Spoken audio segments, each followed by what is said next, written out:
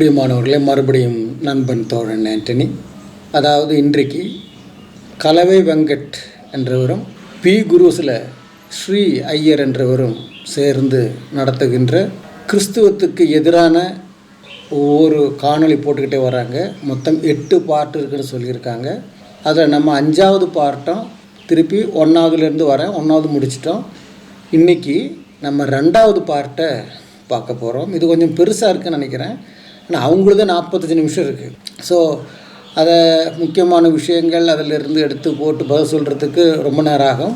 முடிந்தால் இது 2 இல்லை 3 பார்ட்டாக நான் இதை போடலாம் என்று நினைக்கிறேன். ஒரு வேண்டுகோள் என்னவென்றால், நீங்கள் இதை பகிருங்க. அநேகர் இடத்துல கிறிஸ்தவர்களுக்கு அநேகருக்கு இந்த விஷயம் தெரியாமல் இருக்குது. கத்தோலிகருக்கும் கிறிஸ்துவர்களுக்கு என்ன வித்தியாசம் தெரியாமல் இருக்குது. இந்த கலவை வெங்கட்டுக்கு ஒன்றுமே எல்லாம் கிறிஸ்தவர்கள்னு நினச்சி சொல்கிறாங்க. அதனால தான் மேரியை பற்றி பார்ட் 1 அவர் சொல்லிகிட்டு இருக்கிறார்.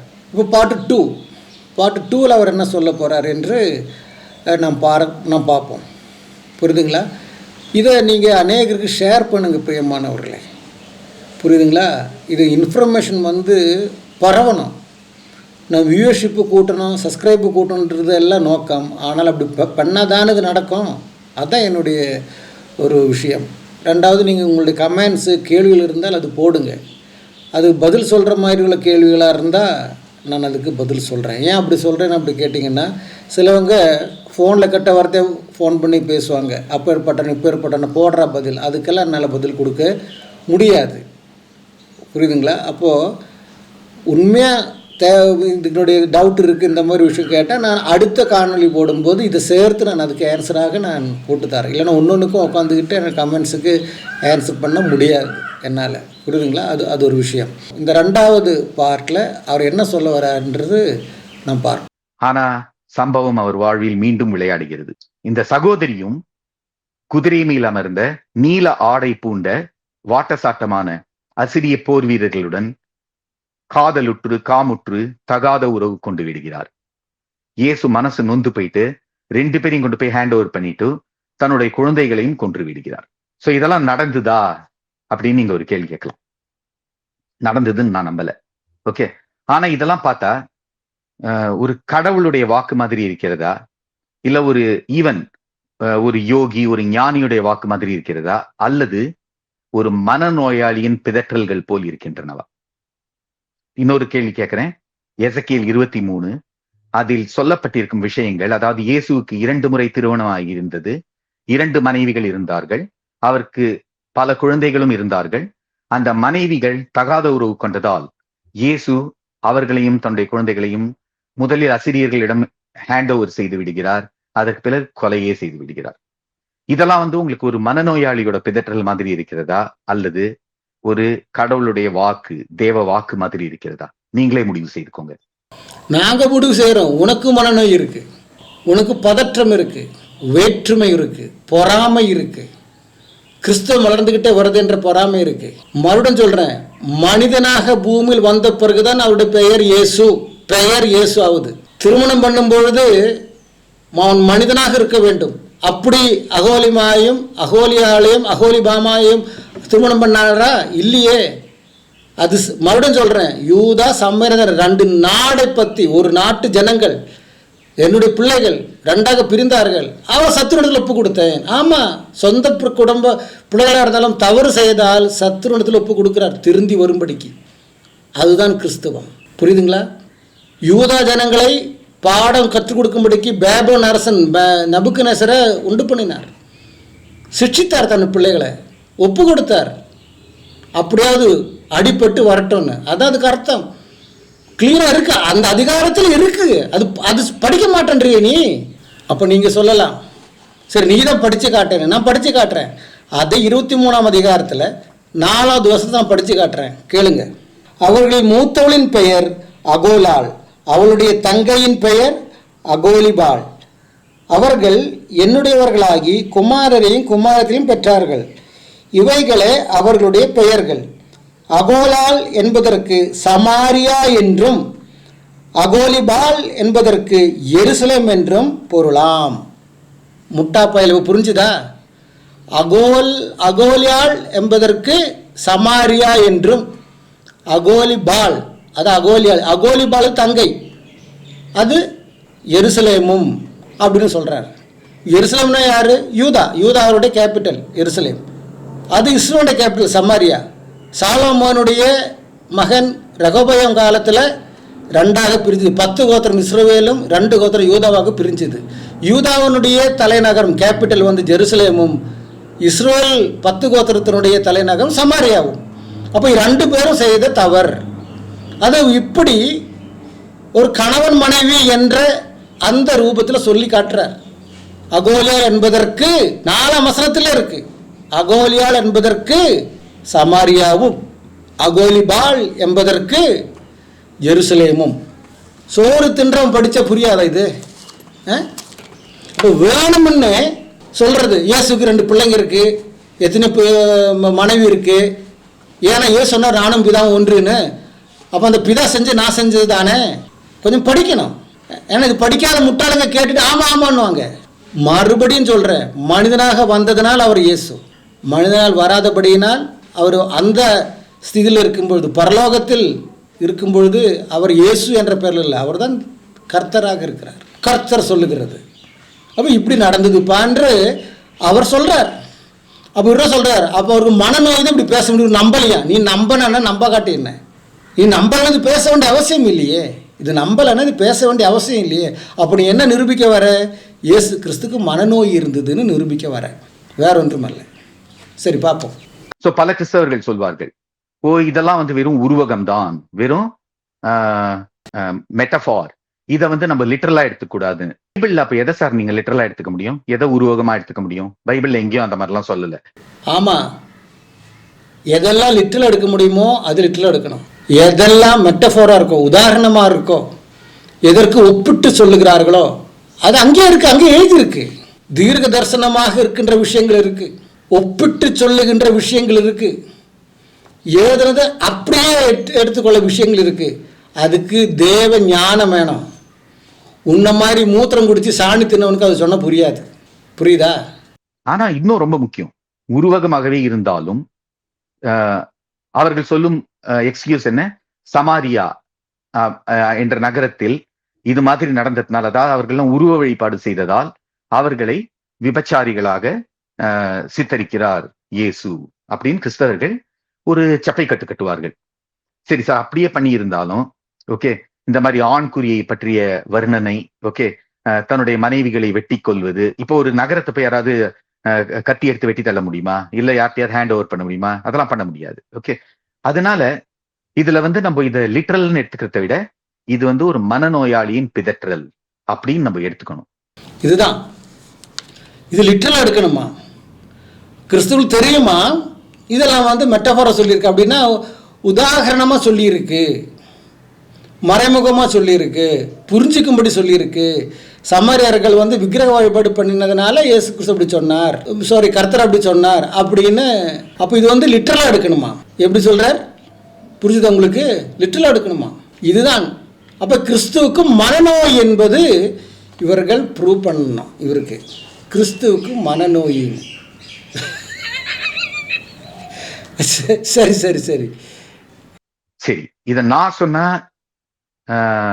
மக்கள் ஏற்றுக்கொள்ள மாட்டார்கள். ஓகே, அது எப்படி? நீ என்ன இயேசுவா? நீ என்ன கடவுளா?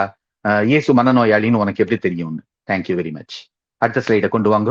இப்போ அதுல இருந்து நான் உங்களுக்கு டீடைல்ஸ் கொடுக்குறேன். Very good. இப்போ இதுல பார்த்தா இடது பக்கத்துல ஹார்வர்ட் பல்கலைக்கழகம், ஓகே, உலகின் பிரசித்தி பெற்ற ஹார்வர்ட் மெடிக்கல் ஸ்கூல், அங்க இருக்கிற மருத்துவக் கல்லூரி, அங்க இருக்கிற நியூரோ சைக்காட்ரிஸ்ட் ஒரு 12-13 வருஷங்கள் முன்னாடி ஒரு பெரிய ஆராய்ச்சி செய்தார்கள். என்ன ஆராய்ச்சி? அவர்கள் வந்து இந்த மாதிரி பைபிள் இது போன்ற நூல்களில் இருக்கும் மீட்பர்களை, ப்ராஃபிட்ஸ்களை, ஓகே, இவர்களை எல்லாம் அவர்களுடைய செயல்கள், அவர்கள் சொன்ன கூற்றுக்கள், இவர்களை வைத்து இவர்கள் ஒருவேளை மனோவியாதி கொண்டவர்களாக இருப்பார்களோ என்பதை ஆராய்ச்சி செய்தார்கள். இது மிக உலகின் நம்பர் 1 மெடிக்கல் காலேஜ்னு சொல்லலாம். இங்கேருந்து வர ரிசர்ச் எல்லாம், அதுவும் சயின்டிபிக் ரிசர்ச்லாம் சாதாரண ரிசர்ச் கிடையாது. இங்கே 3 பெரிய பேராசிரியர்கள் மற்றும் டாக்டர்ஸ், இவர்கள் இதை ஆராய்ச்சி செய்து பைபிளை முழுக்க எடுக்கிறா, இயேசு சொன்னதாக சொல்லப்பட்டிருக்கும் வசனங்களை, அவர்களுடைய செயல்களை எடுத்து அவர்கள் அதில் ஆராய்ச்சி செய்கிறார்கள். ஆராய்ச்சி செய்துவிட்டு அவர்கள் சொல்கிறார்கள், இயேசு மனநோயாளிగా இருப்பதற்கான சாத்தியங்கள் மிக அதிகம் அப்படின்னு சொல்கிறார்கள். பிரியமானவர்கள், இதுதான் இவருடைய 2வது பகுதி. இயேசு மனநோயாளி, 2 திருமணம் பண்ணியிருக்குன்னு அவருக்கு ப்ரூவ் பண்ணணும். நம்ம அதுக்கெல்லாம் பதில் வச்சுருக்கிறோம். இப்போது ஹார்வர்டு யூனிவர்சிட்டி உலகத்திலே மிகப்பெரிய மெடிக்கல் ரிசர்ச் பண்ணுறவங்க, அதான் அவர் கொண்டு வந்து காட்டுற ஸ்லைடு. அவங்க இப்போ லேட்டஸ்ட் ரிசர்ச் பண்ணியிருக்கு. 2000 வருஷம் முன்னாடி வாழ்ந்தவருடைய பேச்செல்லாம் கேட்டு அவருக்கு கண்டிப்பாக மனநோய் இருக்குது என்று ப்ரூவ் பண்ணியதாக சொல்கிறார். சரி, இப்போ இவங்களுக்கு நான் இவங்களுடைய புராணத்தை வைத்தே ஒரு கேள்வி. புராணத்தை பற்றி எழுதினவன் அல்ல நமக்கு வேண்டியது, புரியுதா? புராணத்தை பற்றி எழுதுனது நமக்கு தேவையில்லை, புராணத்தையே நம்ம சொல்லுவோம், புரியுதுங்களா? என்ன சொன்னார்? பழைய ஏற்பாடில் ஒரு மிக முக்கியமான ஒரு நூல் இருக்கிறது. ஓகே, அந்த நூல் பேரு எசேக்கியேல் 23. திரும்ப சொல்றேன், எசேக்கியேல் 23. இத படிக்கிறதுக்கே நம்மளுக்கு கொஞ்சம் அருவருப்பா இருக்கும். ஓகே, ரொம்ப ரசாபாசமாக, ரொம்ப விரசமாக இருக்கிற ஒரு நூல். எசேக்கியேல் 23 டிஸ்கஸ்டிங்காக இருக்குது. அது பார்க்கவே படிக்கவே முடியாது, அருவருப்பாக இருக்குது. அந்த மாதிரி அதில் எழுதப்பட்டிருக்கு. யார் எதை சொல்கிறாங்கன்னு பார்க்கணும். சரி, இப்போ நம்ம லிங்க புராணத்தை இருக்கின்ற ஒரு விஷயத்தை பார்ப்போம். அது சிவபுராணத்திலும் இருக்குது. என்னென்னா, தாரகாவனம்னு ஒரு வனம் இருக்குது. அப்படின்னா தாரகா காடு. ஓகே, வனம்னா காடு. அந்த காட்டில் தானே இவங்க இருப்பாங்க, சன்னியாசிங்கள்லாம் இருப்பாங்க. சரி, இந்த தாரகா வனத்தில் ரிஷிகள் வாழ்ந்துட்டு இருந்தாங்க. சாதா ஜனங்களை பற்றியெல்லாம் பேச்சு இல்லை, ரிஷிகள் வாழ்ந்துட்டாங்க. எத்தனை பேர்? ஒரு 800 ரிஷிகள் வாழ்ந்தாங்க. 800. நான் எப்படி 800 ரிஷிகள்னு சொல்கிறேன்னா, அங்கே ஸ்திரீகளுடைய கணக்கு 800 வருது. அப்போ ஒரு ஸ்திரீக்கு ஒரு புருஷன்ற கணக்கில் நான் சொல்கிறேன், அது தெரியல, ஸ்திரீகளுடைய கணக்கு தான் இருக்குது. அப்போ 800 ரிஷிகள் நாம் நினைப்போம், ஏன்னா 800 ஸ்திரீகள் இருக்குல்ல, அப்போ 800 புருஷர்கள் அப்போ இது நினைப்போம். இவர்கள் மகா சௌந்தரியம் உள்ளவர்கள். இப்போது சிவனுக்கு ஒரு விஷயம் இருக்குது. இந்த அழகான ஸ்திரீகளை பார்த்தா அவருக்கு அப்படியே நெட்டு நிற்கும், உடல் கொள்ளணும் அவருக்கு, இல்லைன்னா தாங்க நிற்க முடியாது அவருக்கு. அதையும் அப்படி சொல்கிறேன். ஆமாம், யார் எழுதின புத்தகம் அவங்களோட புராணமே இருக்குது.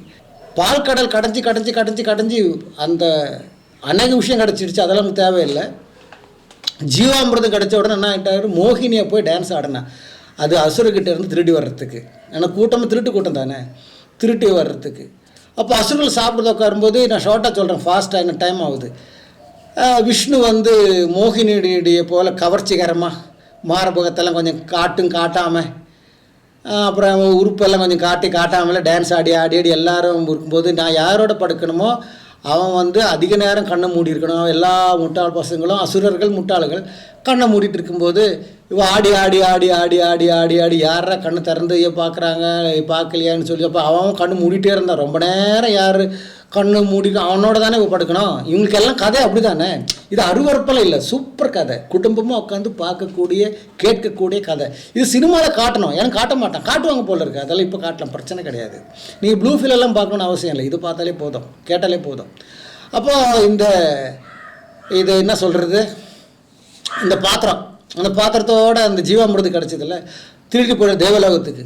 இப்போ எல்லாரும் சாப்பிட்டாங்க. அப்போ துர்சாசவன்ற ரிஷிக்கு தான் எப்பவுமே சாபம் கொடுக்குற வேலை. அதெல்லாம் சாப்பிட்டு முடித்த பிறகு சிவனுக்கு ஒரு ஆசை. ஆமாம், நீ எப்படியா இது, நான் ஏற்கனவே சொல்லியிருக்கிறேன், மறுபடியும் இதுக்கேற்றபடி சொல்கிறேன் நான். இது இல்லை, நான் போய் மோகினா டான்ஸ் ஆடு. மோகினா நீ டான்ஸ் ஆடுனியா? ஆமாம், கொஞ்சம் டான்ஸ் ஆடி காட்டேன். அதெல்லாம் வேண்டாம், இப்போ எனக்கு வெக்கமாக இருக்குது. பரவாயில்ல, நம்ம 2 பேரும் ஆம்பளைங்க தான், ஆடி தான் காட்டேன். உடனே அசுரல் முன்னாடி எப்படியெல்லாம் வேஷம் போட்டு எதெல்லாம் காட்டி ஆடினாரோ விஷ்ணு பொன் வேஷத்தில், அதே பொன் வேஷம் போட்டு ஆடியாச்சு. ஆடின அந்த அப்படியே இவர் அதில் அட்ராக்டாக இவருக்கு உடலுறவு வைக்கணும். அவ்வளோதான், கண்ட்ரோல் பண்ண முடியாது சிவனுக்கு. அப்படியே லிங்கம், சிவலிங்கம் தானே, அப்படியே நெட்டு நிற்கிது, உடல் கொண்டாச்சு. கொண்டதும் 10 மாதம்லாம் ஸ்திரீகளுக்கு. இவருக்கு உடனே கர்ப்பம் ஆயிடுச்சு. ஆனால் இவருக்கு கர்ப்பத்தில் ஏது இல்லை, கர்ப்பப்பை இல்லை, தொடையிலிருந்து பிறந்து ஐயப்பன். நான் அது ஏற்கனவே போனதில் சொன்னேன், இப்போ ஏன் சொல்கிறேன் அப்படின்னா, ஐயப்பனை பற்றி சொல்கிறதுக்கு இல்லை, சிவனுடைய அந்த விஷயம். அப்போ அழகுள்ள ஸ்திரீகளை பார்த்த உடனே சிவனுக்கு அப்படியே நெட்டுக்கிட்டு நிற்கும், அப்படியே உடனே முடிச்சிடணும் வேலை. இப்போ தாரகாவனத்தில் பார்க்குறாரு. இப்போ அதுக்கு தான் அது வந்தேன் நான். இப்போ தாரகாவனத்தை பார்க்கும்போது ஸ்திரீகளெல்லாம் அப்படியே அப்சரஸ் மாதிரி இருப்பாங்க. அப்படியே அப்படியே ஒரு அழகு, என்ன மார்பகம், என்ன தொடை, என்ன அழகு, என்ன உதடு, அப்படி வர்ணிக்க முடியாது. 800 இது எப்படிடா இவங்ககிட்ட வரணும்? அப்போ இதை பார்த்து ரிஷிமார்களுக்கெல்லாம் பெரிய திமிரா. அந்த கதை எதுக்கு சொல்கிறாங்கன்னா, ரிஷிமாரோட திமிரை உடைக்கும்படிக்கு செஞ்சாரா இவர். நல்ல வேலை. ரிஷிகளுக்கு இருக்கின்ற திமிரு அகம்பாவத்தை உடைக்கும்படிக்கு இவர் இந்த வேலை செஞ்சாராம். எந்த வேலை? ரிஷிமாரெல்லாம் கோழி கூகிற நேரத்தில் போயிடுவாங்க, கோடு போயிடுவாங்க ஆத்தோரத்துக்கு. குளித்து தபம் இருந்து ஏதோ இந்த மருந்து செடிகளெல்லாம் பறித்து வந்து மருந்தெல்லாம் செஞ்சு ஜனங்களுக்கு கொடுக்கறதுக்கு இதை ரிஷிகளோட வேலை. அவங்க அப்படியெல்லாம் இருந்து சாயங்காலம் ஒரு 4-4:30 வருவாங்க. சூரிய அஸ்தம் முன்னாடி வீட்டுக்குள்ளே வரும். ஏன்னா கரண்டெல்லாம் இல்லையா அந்த காலத்தில், அதான் விஷயம். ஏசி எல்லாம் இல்லை பாரு. அப்போ ஓலைக்கொட்டாயில் அந்த ரிஷிகள் இருக்கிற இடம் தான் அது. மற்றவங்கெல்லாம் போகக்கூடாது அங்கே. ஆனால் எல்லாம் பிராமணர்கள் தானே. அப்போது பிராமண ஸ்திரீகள் நல்லா தக்கான்னு இருப்பாங்க. தொட்ட ரத்தம் வர மாதிரி. அந்த இது சிவனுக்கு தாங்க முடியல. ஒரு நாள் பூமிக்கு வந்தார். எதுக்கு வராரு? ரிஷிகளுடைய அந்த அந்த இது ஜம்பத்தை குறைக்கிறதுக்கு. பாருங்கள் எது என்ன எடுத்தாருன்னு. அப்போ ரிஷிமார்கள் குளிக்க போயிருக்காங்க. உடனே இவர் தாரகாவனத்துக்கு வர்றார். வந்து சும்மா மசில் மேனாக அப்படி நடக்கிறார் அவர். ஆனால் இவருடைய நடக்க பார்த்தா ஒரு பிச்சைக்கார மாதிரி வராரு. ஆனால் இவருடைய உடம்பை பார்த்து எல்லா ஸ்திரீகளுக்கும் இவர் மேல் அட்ராக்ஷன் உண்டாகுது. அப்போ அந்த நேரம் பார்த்து ரிஷிகள் இங்கே இல்லை, எல்லாம் குளிக்க போயிருக்காங்க. எல்லாம் சாயங்காலம் தான் வரோம். ஒவ்வொரு ஸ்திரீகளாக இவருடன் உடலுறவு கொள்கிறாங்க. ஆக மொத்தம் 800 ஸ்திரீகளையும் இவர் ரேப் பண்ணிட்டு இருக்கிறார். 800 ஸ்திரீகளையும் இவர் என்ன பண்ணியிருக்கிறார்? உடலுறவு கொண்டிருக்கிறார். உடனே ரிஷிமார்களுக்கு இன்னும் புரிஞ்சு சம்திங் ஹேப்பனிங்ஸ், ஏதோ நடக்குதுடா நம்ம தாரகாவனத்துலன்னு அவங்க வரத்துக்குள்ள இவர் எஸ்கேப் ஆகி தேவலோகத்துக்கு போயிட்டார். 800 ஸ்திரீகளுங்க. 1 மணி நேரத்துக்கு 60 நிமிஷம். புரியுதுங்களா? 10 மணி நேரத்துக்கு 600 நிமிஷம். இவங்க ஒரு 6 மணிக்கு நதிக்கு போயாச்சுன்னா சாயங்காலம் ஒரு 5 மணிக்கு ஒரு 10-11 மணி நேரம் தான் கேப் இருக்குது. அந்த 11 மணி நேரம் கேப்பில் 800 ஸ்திரீகளுடன் உடலுறவு வைக்கணும்னா சிவலிங்கம் சாதா லிங்கம் அல்ல. இவர் 10 மடங்கு. இந்த யூடியூப்ல ஆடு வருவேன், மசூலி பவர், அஸ்வகந்தா எல்லாம் இந்த மசூலி பவர் நல்லா சாப்பிட்ருக்காரு போல இருக்கு. 800 ஸ்திரீகளையும் உடலுறவு கொண்டு தேவலோகம் போயிட்டார். ரிஷிமார்களுக்கு புரியலது யார் யார் அந்த பிச்சைக்கார வேஷத்தில் வந்தவன் யார். அந்த கெட்ட உடம்பு 6 பேக் தொந்தி எல்லாம் போய் 6 பேக்கில் இருக்கின்றவர். உடனே துர்சாச ரிஷிக்கு அவர் தான் எல்லாத்துக்கும் முந்தி இருப்பார். எவன் இது செஞ்சானோ அவனுடைய ஆணுறுப்பு அறந்து விடுவதாக சொல்லியாச்சு. கடவுளுக்கு கட்டுப்பட்டது. கடவுள்கள் மந்திரங்களுக்கு கட்டுப்பட்டவர்கள். கடவுள்களும் மந்திரங்களும் பிராமணர்களுக்கு கட்டுப்பட்டவை. பிராமணர்களே கடவுள். ரிக்வேதம் 62வது பிரிவு 10வது ஸ்லோகத்தில் சொல்லியிருக்கு. உடனே தேவலோகத்திலிருந்து ஆணுறுப்பு பற்றி எரிந்து நெருப்பா வருகிறது பூமிக்கு. அப்படியே இப்போ ஈரான் வந்து இது விடுறாங்களாம், இது இஸ்ரேலுக்கு எகெயின்ஸ்டாக ட்ரோன். அதனுடைய ஸ்பீடு வந்து 25 இல்லை 50 கிலோமீட்டர் ஸ்பீடு, ஜாஸ்தி 200 கிலோமீட்டர் ஸ்பீடாக. அந்த மாதிரி பரலோகத்திலிருந்து தேவலோகத்திலிருந்து இறங்கி பூமிக்கு வந்துக்கிட்டே இருக்குது. 5 கிலோமீட்டர் ஸ்பீடு வைப்போம். அப்போ இந்த கிராவிட்டி அட்ராக்ஷன் இங்கே இருக்குது. அதெல்லாம் ஒரு சயின்ஸ் எல்லாம் அதுக்கப்புறம் அப்போ அது மெதுவாக வருது. உடனே ரிஷிமால் புரிஞ்சிடுச்சு, ஐயோ இது சிவனுடைய புடுக்காச்சே இறங்கி வருகிறது, அவனுடைய ஆணுறுப்பாச்சே, அவன் இந்த வேலை செஞ்சான், ஐயோ தெரியாமல் செஞ்சிட்டோமே அப்படின்னு ஒருத்தர்கிட்ட ஐடியா கேட்க போகிறாரு. யார் அவர்? விஷ்ணு. விஷ்ணு தான் ஆல்ரெடி அனுப்பப்பட்டிருக்கிற. ஐயோ சிவன் லிங்கம் சாதா லிங்கம் இல்லையா, தொடையில இருந்து குழந்தை பிறக்க வச்ச லிங்கம் அது. அது கீழே வருகிறது. ஆனால் அது அங்கே பேசுனது கிருஷ்ணன். கிருஷ்ணன் சொல்லியாச்சு, ஐயோ அந்த லிங்கம் பூமியில் விழுந்தாச்சுன்னா பூமி பற்று அறியுமே. லிங்கத்தினுடைய பவர் பாரியா. எதுக்கு இந்த ICBM inter continental ballistic missile எல்லாம் சிவலிங்கத்தே போட்டால் போதும். இஸ்ரேலுக்கு தெரியல அந்த ஐடியா, ஈரானுக்காருக்கும் தெரியல, அமெரிக்காவுக்கு தெரியல, நியூக்ளியர் பாம்பெலாம் சொல்கிறேன். சிவனுடைய புடுக்க கட் பண்ணி போட்டாலே போதும், பூமி எரிஞ்சிடும். அப்போ என்ன வழி? பூமாதேவிக்கு அப்புறம் பூமாதேவி இது பண்ண முடியும். யார் அது? பார்வதியை கூட்டிட்டு வா, வேற யாராலையும் தடுக்க முடியாது. உடனே பார்வதி கிட்ட போய் கெஞ்சுறாங்க, அம்மா நீ தான் எங்களை காப்பாற்றணும், வேற வழி இல்லை, லிங்கம் வந்துகிட்டு இருக்கதோ, வருது வருது வருது வருது வருது. ஸ்பேஸ் ஷட்டில் இறங்கும்போது அப்படியே நெருப்போட வருது போல, அப்படிதான் வருது வருது வருது வருது வருது வருது வருது, எரிஞ்சுக்கிட்டு வருது. பூமியில் விழுந்தால் நாங்களாம் சத்துரு, பூமி அழிஞ்சிருமே, வேற வழி இல்லையே. சயின்ஸு, சரித்திரம் அப்படியே புழிஞ்சு வச்சிருக்கு உள்ள, பகுத்தறிவு அப்படி இருக்கு பாருங்க. சொல்றாங்க இவங்க இப்ப இந்த கலவை சொல்றாருல்ல, ஆனால் ஆனால் ஆனால் சிரிக்கிறார் பாருங்க ஸ்ரீ. அந்த மாதிரி இப்போது எதுக்கு சிரிக்கிறது அதுதான் தெரியல. அப்படியே கீழே வருகிறது. உடனே பார்வதி வேற வழி இல்லை. இந்த எலன் மஸ்க் வந்து ராக்கெட்டை மேலே கொண்டு அப்படியே கீழே வருது பாருங்க, நெருப்பு. கரெக்டாக உட்கார வைக்கிறார் அந்த ஷட்டில் லாஞ்சரில். அதே மாதிரி பார்வதி அப்படி படுக்கிறாங்க மல்லாக்கா, யோனி முகத்தை காட்டுறாங்க, அப்படியே யோனி வாசலை காட்டுறாங்க. இதுக்குள்ள கரெக்டாவா அப்படியே கைட் பண்ணுறாங்க ரிமோட்டை வச்சு. ஏன்னா காற்றடிச்சு அங்கங்கே போய் கெழு வந்துடுச்சுன்னா கரெக்டாக வந்து அப்படியே யோனிக்குள்ளே சொருவிடுச்சு. நாக்கு அப்புறம் கழுவிக்கிறேன் நான், கேட்குற நீங்கள் காதையும் கழுவிடுங்க. ஏன்னா ஒரு எஸ்ஐக்கில் 23வது அதிகாரம் படிக்கும்பொழுது அருவறுப்புன்னு சொன்னார்ல, அதுக்கு தான் நான் இந்த மாதிரி எல்லா கதையும் அப்படி தான். இதில் ஒரு கதை சொல்கிறேன். அப்படியே உள்ளே போயிடுச்சு. அந்த ராக்கெட்டுக்கு நெருப்பு வரும்பார், அதெல்லாம் அப்படியே போய் அப்படியே அந்த யோனி ஜலத்துக்குள்ளே மதன நீருக்குள்ளே போன உடனே அப்படியே அது ஸ்ட்ராங்காக நின்றுடுச்சு, கூல் ஆயிடுச்சு. அதுதாங்க சிவலிங்கம். கீழே இருக்கிறது சக்தி பீடம். அதான் இவருடைய யோனி. யாருடைய யோனி? பாரதியோட யோனி. மேலே நெட்டுக்கு நிற்கிறது சிவனுடைய ஆணுறுப்பு, இது பெண்ணுறுப்பு. இது உடலூர் கொள்ளும்பொழுது வருகின்ற அந்த தண்ணி, எஜாக்குலேட்டட் தண்ணி, இல்லைன்னா மதன நீர்னு சொல்கிறாங்கல்ல, அதை தான் வழிச்சு ஊற்றுறாங்க. அது அப்படியே அப்படின்றாங்க. வெக்கங்கட்டவங்க, மானங்கட்ட வெக்கங்கட்டவங்க எவன்தோ ஆணுறுப்பு பெண்ணுறுப்பு சேர்றது தாங்க ப்ளூ ஃபிலிமுங்க. அது வழிகிற தண்ணி அப்படியே அப்படியே அப்படின்றாங்க, அப்படியே அப்படியே வழிச்சு ஊற்றுறாங்க. அப்படி இதெல்லாம் அருவறுப்பு கிடையாது. எசேக்கியேல்ல இஸ்ராயலை பற்றி அகோலியாள் என்றும் எருசலேமை பற்றி அகோலிபாள் என்றும் சொல்லி அவர்கள் என்னென்ன தவறுகள் செய்தார்கள் என்று சொல்லி, இது இவர்கள் என்னுடையவர்களாக இருந்தார்கள். ஆமாம், அப்ராஹாமுடைய சந்ததிகளாக இருந்தாங்க, என்னுடையவர்கள் தான் அவர்கள். திருமணம் பண்ண நாங்கள் சொல்லியிருக்கா? ஆனால் இந்த கதை அருவறுப்பே இல்லை. எல்லா இந்து குடும்பங்களிலையும் பிராமணர்களுக்கு அது பிரச்சனை கிடையாது.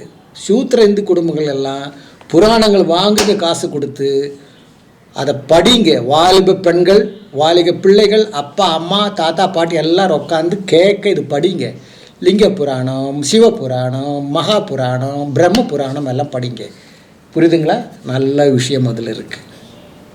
அடுத்த முறை பார்ட் 3 வரும்பொழுது அதனுடைய விளக்கத்தை பார்த்து அப்போ ஒரு புராண கதை சொல்கிறேன் உங்களுக்கு. அதெல்லாம் பதில் வைக்கணும். இவங்க இதெல்லாம் சயின்ஸு பகுத்தறிவுன்னு அவங்க ப்ரூவ் பண்ணணும். புரியுதுங்களா? ஹார்வர்டு யூனிவர்சிட்டியில் உலகத்திலேயே மெடிக்கல் ஹையஸ்ட் யூனிவர்சிட்டி.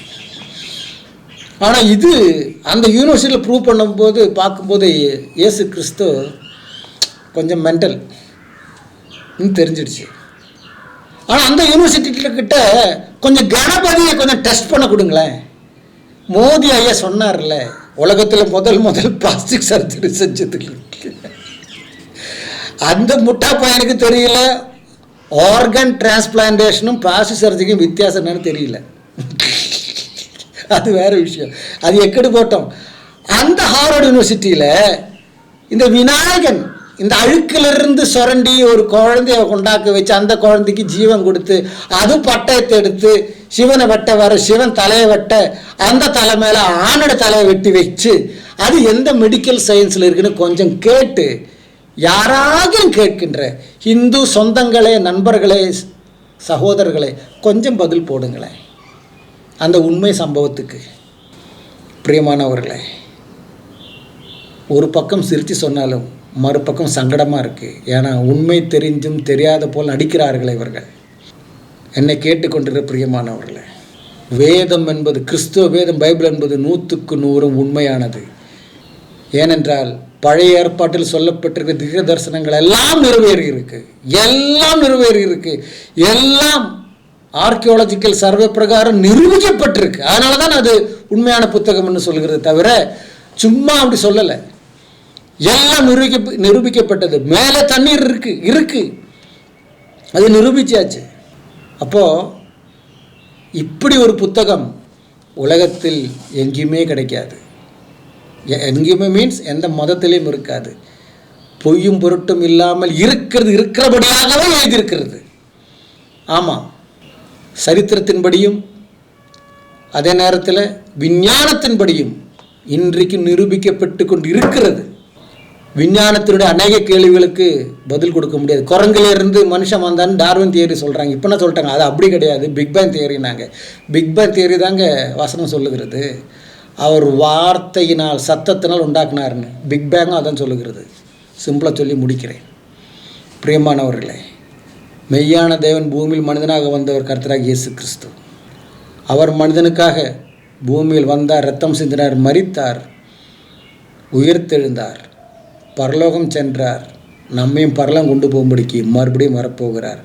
அவரை நீங்கள் ஏற்றுக்கொண்டு நம்பி ஜீவிக்குமானால் நீங்களும் பரலோகம் வர முடியும். வேறு எந்த வழியும் இல்லை. ராமனாலேயோ கிருஷ்ணனாலேயோ அல்லாஹ்னாலேயோ முகமதுனாலேயோ புத்தனாலேயோ வர்த்தமான மகாவீரனாலேயோ உலகத்தில் எந்த கடவுள்னு சொல்கிறனாலையும் கொண்டு போக முடியாது. அவர் தான் சொன்னார், நானே வழி சத்தியம் ஜீவன் என்று. பரலோகம் போகக்கூடிய வழி நான் தான். என்னை நம்பினா என் மூலமாக நீ வரலாம். நான் தான் அதுக்குள்ள வழி. நம்புங்க, விசுவாசியுங்க, சிந்தியுங்க, செயல்படுங்க. கர்த்தர் உங்களை எல்லாரையும் ஆசீர்வதிப்பாராங்க. நன்றி, வணக்கம். தயவுசெய்து சப்ஸ்கிரைப் பண்ணாமல் நீங்கள் பார்க்குறதா இருந்தால் சப்ஸ்கிரைப் பண்ணுங்கள், அநேகர்களுக்கு ஷேர் பண்ணுங்கள். கர்த்தர் உங்களை ஆசீர்வதிப்பாராங்க.